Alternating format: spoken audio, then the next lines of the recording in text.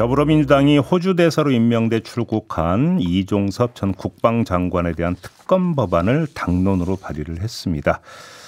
자, 선거를 앞둔 상태에서 이 문제가 주요한 정치 쟁점으로 부상하고 있는데요. 이 특검법 법안 발의를 주도한 박주민 더불어민주당 원내수석 부대표를 스튜디오로 모셨습니다. 관련 이야기 나눠보겠습니다. 어서 오세요. 네, 안녕하십니까. 일단 좀 궁금한 게 하나 있는데요. 네. 최상병 특검법이 지금 발의되는 상황이죠. 발의가 되어 있는 정도가 아니라요. 발의하고 나서 당론으로 패스트 트랙, 그렇죠. 신속 처리 안건으로 지정을 했고요. 그렇죠. 그래서 그 처리 기간이 4월 3일이면 끝나기 때문에 그 뒤로는 언제든지 본회의가 열리면 처리할 수 있는 상태가 됩니다. 그러면 최상병 특검법하고 이종섭 특검법은 어떻게 다른 겁니까? 그러니까 최수근 상병 특검법의 경우에는 주로 최수근 상병의 안타까운 사망 사건과 그 사건에 대해서 국방부라든지 대통령실, 그다음에 경찰청 등에서 축소하려고 했던 부분에 대해 초점이 맞춰져 있고요.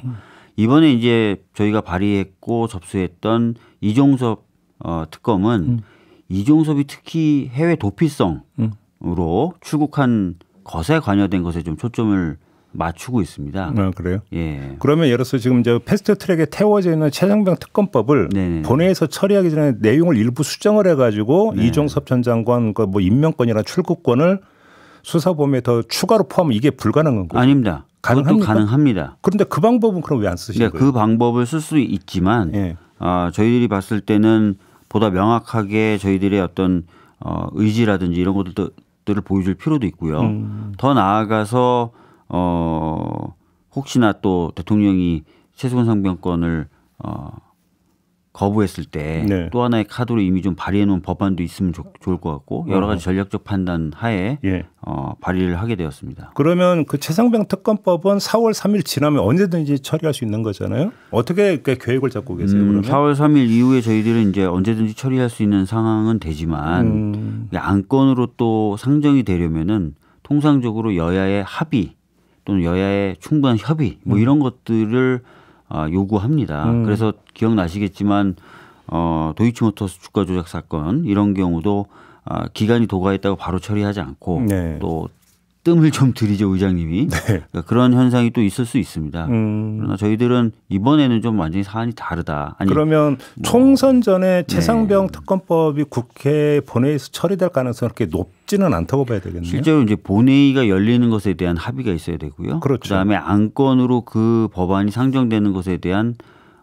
합의 또는 아까 말씀드렸던 대로 좀 충분한 협의라는 것이 만들어질 수 있겠느냐. 물론 이제 저희들이 계속 의장님께 요구는 할 테지만 그래서 확정적으로 총선 전에 하겠다, 할 수 있다 이런 말씀까지는 지금 드리기는 어려운 상황입니다. 그러면 이종섭 특검법 같은 경우는 지금 21대 국회 임기 만료가 5월 말이잖아요. 네네네. 그 전에 이게 처리가 가능하겠습니까? 실질적으로 저희들이 예상을 해봤을 때 통상적으로 국회가 임기 만료 있기 전에 보통 본회의가 한 번 또는 두 번 열리게 돼 있습니다. 그동안 저희들이 발의해놓고 처리하지 못한 법안들을 처리하고 임기를 마쳐야 된다는 그런 것 때문에 그렇죠. 그래서 이번에도 대략적으로 총선 이후에 한 번 또는 두 번 본회의가 열릴 것으로 예상이 되고 있고요. 그럼 저희가 이제 뭐 법사위 단계나 이런 때부터 많은 에너지를 좀 쏟아 부어야 되겠죠. 근데 현실적으로 법사위 거치고 해야 되는데 가능하냐라는 거죠. 그러니까 그런 부분 때문에 이제 걱정하시는 분들도 계셔서 두 가지 방법을 저희는 다 생각을 하고 있는 겁니다. 첫 번째는 최수근 상병 특검법을 상정하고 수정안으로 처리하는 방법. 그것도 열어놓고 있고. 그것도 열어놓고 있고. 그다음에 여러 가지 이제 문제로 어려울 경우에는 그리고 통과를 시켰는데도 뭐 거부권 행사당했다 그러면은 이종섭 특검이나 이런 부분을 또 이용해서 하는 방법. 다양한 길을 열어놓기 위해서 저희가 다양하게 포석을 지금 두고 있다라고 생각하시면 될 것 같습니다. 그러니까 이제 제가 조금 전에 이제 처리 환경 문제를 여쭤봤는데 바로 이 처리 환경 부분은 이제 그 지적을 하면서 결국 이제 민주당이 이종섭 특검법안을 별도로 발의한 게 결국 이제 총선 구도. 이른바 윤석열 심판 구도를 강화하기 위한 차원 아니냐 이렇게 해석을 하던데 어떻게 받아들이십니까? 저희들은 이 문제가 굉장히 심각한 문제라고 생각을 합니다. 그러니까 상식적으로 생각해봐도 있을 수 없는 일이 일어난 것이거든요. 그러니까 외교를 범인 도피로 사용한 굉장히 어떻게 보면 상대국에도 신뢰가 될 수 있을 만한 큰 일인데 이런 일에 대해서 저희들이 효과적으로 대응하기 위해서는 다양한 포석이 저희들은 필요하다고 생각합니다. 네. 그래서 이제 그런 차원에서 법안을 발의해 놨고요. 네. 저희들이 또 별도로 또 공수처에 이 사건을 또 고발도 할 겁니다. 예. 네. 그러니까 저희들은 전방위적으로 포석을 두면서 갈 수밖에 없는 상황이고 그것을 하기 위해서 모든 일을 다 할 것이다. 동원할 수 있는 수단은 다 쓰겠다. 다 쓸 수밖에 없습니다. 알겠습니다. 네. 그럼 이제 지금부터 특검법이 아니라 반려 이 문제에 대한 어떤 견해를 좀 여쭤보겠는데 네. 한마디로 얘기하면 이게 도피성 임명, 도피성 출국이다 이런 규정인 거죠. 민주당의 입장은. 거기서 성은 빼도 될 것 같습니다. 그냥 도피라고 저는 보고 있습니다. 그래요? 네. 그러면 피하고자 한 게 핵심이 뭐라고 보시는 겁니까? 그러니까 최근에 이제 언론 보도 등을 통해서 계속해서 드러나고 있는 부분인데요. 이 최수근 상병 사망에 대해서 1차적으로 군 경찰이 조사했던 내용, 그 내용을 축소하고 은폐한 상태로 경찰에 넘기고 싶었던 것 아닌가라는 의혹이 있었고, 그 의혹에 저희들이 초반에부터 의심했던 대로 국방부 장관, 전 국방부 장관 이종섭 장관이 상당히 깊이 개입을 했고, 그 시발점은 대통령실이 아니었겠는가라는 것들이 있어요. 한번 이제 대통령의 경로설 이런 것도 그렇죠. 보도가 나온 적이 있었죠. 최근에 보면은 이제 언론 브리핑이나 이런 일정이 취소됐을 때 그날 오전에 대통령실로 가입자 명의된 유선 전화를 받았다는 거 아니에요, 전 장관이. 네. 그 뒤로 이제 뭐 10분이나 30분 단위로 계속해서 번복 그동안 해왔던 결제라든지 이런 것들 번복하는 지시가 계속 내려가고요. 그래서 저희들은 그런 부분을 더 이상 드러나게 하면 안 되겠다 이런 생각을 하고 있는 것 같고요. 그 작업으로 사실상 이런 도피성 해외 출국, 도피를 한 것 아닌가라는 의심을 강력하게 갖고 있습니다. 자, 여기서 이제 대통령 관련 의혹 부분으로만 한정을 하면 네. 대통령 지금 재임 중이잖아요. 그러면 이게 이제 시효의 문제가 있지 않습니까? 네네네. 어떻게 되는 겁니까, 이 문제는? 뭐 다 아실 겁니다. 저희가 이제 과거에 경험을 해본 적이 있습니다. 그러니까 박근혜 전 대통령의 경우에도 재임 기간에 수사가 시작됐죠. 다만 이제 불기소 특권이 있기 때문에 네. 저희들이 수사 기간에 기소는 안 하지만 수사는 다 할 수 있다는 것이고요. 네. 공소시효는 진행이 안 됩니다. 왜냐하면 기소를 못 하기 때문에. 그래서 공소시효 문제는 없고요. 그러면 대통령 네. 관련 의혹에 대해서는 네.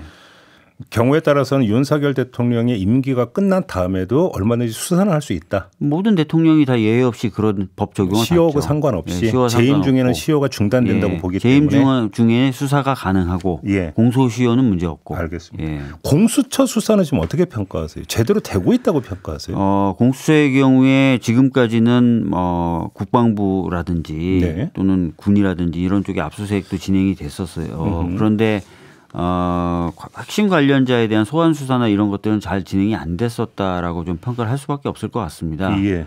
뭐 여러 가지 이유가 있겠죠. 근데 더 큰 문제는 현재 공수처장이 공석입니다. 네. 그리고 그 대행도 공석이고요. 예. 그 대행의 대행도 지금 공석입니다. 그런가요? 예. 그래서 이제 현실적으로 이후의 수사를 힘있게 하기가 좀 어렵지 않은가라는 생각이 좀 들고 특히 최근에 이제 공수처장 후보로 2명이 후보자 추천위원회에서 추천이 됐는데, 저희가 봤을 때, 두 분 다 그렇게 의지 있게 수사하실 분들은 아닌 것 같다. 특히, 한동훈 법무부 장관, 한동훈 비대위원장 또 윤석열 대통령과 친목회를 같이 했던, 친목 단체를 같이 했던 분도 계시기 때문에. 우검회? 예. 그런 분이 만약에 공수처장으로 가게 된다면, 수사가 산으로 갈 가능성이 있다. 그런데 지금 정부가 출국 금지까지 풀었던 주된 그 이유 중에 하나로 뭐를 들었냐면 공수처에 고발해서 이 고발장이 접수된 게 2023년 9월경인데 네. 그 뒤로 단 한 번도 소환 조사가 없었다. 이 점을 그러니까 계속 강조를 하고 있거든요. 이걸 어떻게 받아들여야 될까요?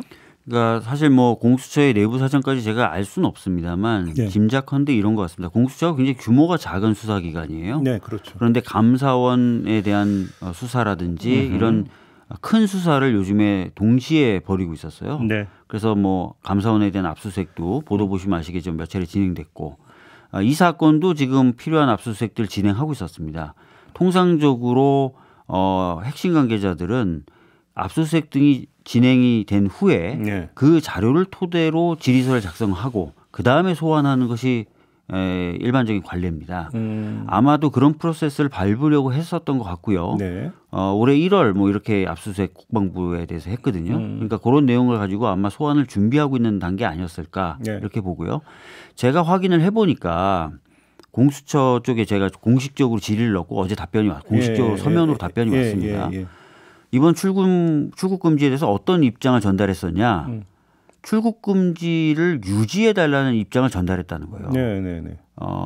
그리고 언론 보도 보시면 아시겠지만 또 다른 소환 조사가 필요하다고 보고 있다는 거고 공수처는. 그러니까 적어도 이 사건에 대해서 공수처는 현재까지는 수사 의지가 있고 수사를 계속하기 위해서 이종섭 전 장관의 출국 금지 해제는 안 되고 이런 판단을 했고 심지어 법무부의 의사를 전달했다는 거예요. 근데 이게 무시당한 거죠. 알겠습니다. 일방적으로. 언제라도 불러서 조사할 수 있다고 하던데 가능하다고 보세요?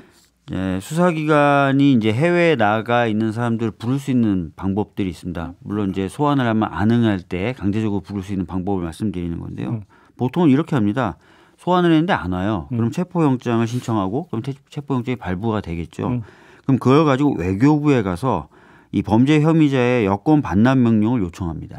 그러면 이제 외교부에서 제외 공간을 통해 가지고 여권 반납 명령을 내리고, 근데 불응하면은 그 여권 자체를 무효화하는 방법을 거치게 됩니다. 여권이 무효화되면은 불법 체류자가 되는 거고, 불법 체류자로서 이렇게 강제 소환을 출국시키고 강제 소환하는 절차를 밟게 되는데 여기서 이제 드러나는 게 외교부의 도움을 받아야 되는 거죠. 그러니까요. 그리고 뭐 범죄인 인도나 이런 걸 하려면 법무부의 도움을 받아야 됩니다. 근데 범죄인 규정이 지금 그 이종섭 대사는 피의자로 입건이 된 건 맞죠? 그렇죠. 왜냐하면은 압수수색 영장에 이미 피의자로 기재가 돼 있다는 거 아닙니까? 그러면 피의자면 곧 범죄인 이렇게 이해해도 되는 겁니까? 그러니까 보통 저희가 범죄인이라고 부르는 범주 안에 피의자가 있는 거죠. 그러니까 범죄인 인도 청구를 할 때 피의자인데 해외로 나가버렸다. 그러니까 수사기관이 필요하다고 생각하는 사람은 수사 대상이 되는 사람이지 않습니까? 그런 사람들에 대해서는 이제 아까 말씀드렸던 대로 여권 관련된 절차를 밟기 위해서 체포영장 같은 거 신청해서 발부받고 이런 절차를 진행할 수 있는 거죠. 알겠습니다. 근데 이제 상대국에 그거를 그러니까 하려면 이제 외교부를 통해야 되는데 외교부가 하겠느냐라고 하는 문제가 제기가 된다. 그러니까 외교부나 법무부 같은 다른 부처를 다 통하게 돼 있는데 이 나가게 해주는 법무부가 아시잖아요. 인사검증도 하고 출국금지도 본인이 하는. 그 혹시 그 외교부 법무부 장관 탄핵도 정말로 추진하시는 겁니까? 저희들이 지금 검토는 하고 있습니다. 검토하고 있는데 사실상 이게 이제 그 범죄 혐의를 아주 명확하게 받고 있는 사람들에 대해서 그런 사실을 알고 있으면서 이제 출국을 시킨 것으로 보여지잖아요. 지금 그럴 수밖에 없지 않습니까? 이런 경우에 저희는 탄핵 사유는 된다고 봅니다. 범인 도피, 은닉에 대해서 방조 또는 주범으로 활동을 한 것이기 때문에. 근데 이제 실질적으로 이 부분이 이제 탄핵으로 하느냐 이런 부분에 대한 검토나 이런 것들은 있어야 되겠죠. 알겠습니다. 이 문제는 이 정도로 좀 그 마무리하고요. 짧게. 지금 그 민주당이 선대위 꾸렸잖아요. 지금 의원님께서 관권 부정선거 심판 본부장을 맡으셨던데 어떤 파트입니까?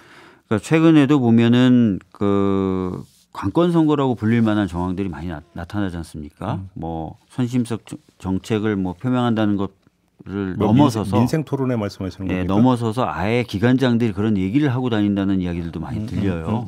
뭐 자치단체 장도 물론이고요. 이런 경우 어떻게 보면은 다 선거의 공정성을 훼손하는 관권 선거가 될 수 있기 때문에 그런 것들을 저희들이 적절히 제어하지 않으면 선거가 공정하게 치러지기가 어렵겠죠. 그런 역할을 담당하게. 그럼 어떻게 대처하신다라는 거예요? 보통은 저희들이 이제 수사기관에 고소나 고발을 한다든지 선관위에 이런 부분을 고발한다든지 하는 조처를 밟겠죠. 그래요. 알겠습니다. 지금 조국 혁신당이 여론조사상으로 상당히 상승세를 타고 있는데 그런 것 같습니다. 민주당 입장에서 이 현상을 어떻게 받아들이십니까? 뭐 조국 혁신당의 입장에서 조국 혁신당은 이제 이런 입장을 밝히고 있지 않습니까? 딱 자기는 목표가 하나다. 그래서 누구보다 빠르고 아주 강하게 또 선명하게 그런 역할을 하겠다. 그런 것에 대해서 이제 아마 시민분들 중에 이제 그런 부분을 원하시는 분들은 호응을 하시는 것 같습니다. 그런데 더불어민주당의 경우에는 사실 뭐 하나만 할 수 있는 정당이 아니지 않습니까? 수권 정당으로서 민생과 외교와 안보를 다 책임져야 되는 것이고요. 그리고 또 저희 더불어민주당은 그런 역할을 하기 위해서 더불어민주연합이라는 비례연합정당에 참여를 한 상태입니다. 그래서 많은 당원분들에게 다시 한번 이 자리를 빌어서 말씀드리겠는데 더불어민주당을 지지하시는 분들이나 더불어민주당의 당원분들은 더불어민주연합을 선택해 주시는 게 맞다는 게 기본적인 그래요? 입장입니다.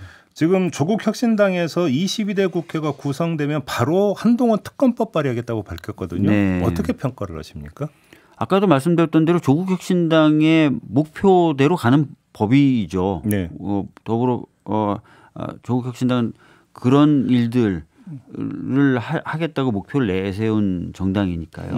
예. 근데 지금 근데 정말로 만약에 지금 공언한 대로 한동훈 특검법이 발의가 된다면 민주당은 거기 함께할 용의가 충분히 있다, 아주 좀 어렵다. 어떻게 판단을 해봐야 될 것 같고요. 제 개인적인 입장을 지금 말씀드릴 수밖에 없는데 저 같은 경우에 뭐 여러 가지 사안을 열거하셨더라고요. 근데 대표적으로 제가 봤을 땐 손준성 고발 사주 사건 같은 경우에 실질적으로 공수처의 수사 결과와 검찰로 넘어가서 처리된 사건의 결과가 달라요.